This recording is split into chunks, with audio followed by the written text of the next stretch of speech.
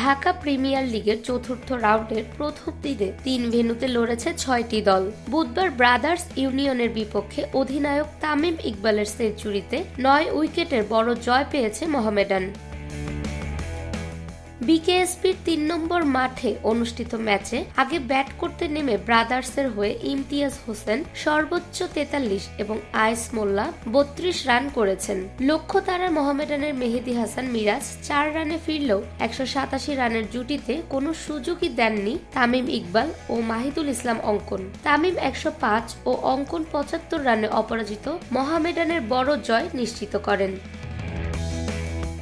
অন্যদিকে ম্যাচে মিরপুর শেরেবাংলা স্টেডিয়ামে সাব্বির রহমানের পারটেক্স স্পোর্টিং ক্লাব আবাহনীর বিপক্ষে কোনো রকমে দলীয় শতক পূর্ণ করেছে। মাহফুজুর রহমান রাব্বির বোলিং তোপে দাঁড়াতেই পারেনি পারটেক্স। 18 রানেই এই স্পিন অলরাউন্ডার 5 উইকেট শিকার করেন। লক্ষ্য তাড়া করতে নেমে 2 উইকেট হারিয়ে জয়ের বন্দরে পৌঁছে যায় আবাহনী। দলের হয়ে সর্বোচ্চ 55 রান করেন পারভেজ হোসেন ইমন। এছাড়া মোসাদ্দেক হোসেন 37 রান করলে মাত্র 14.3 ওভারেই 8 উইকেটে জয় পায় আবাহনী।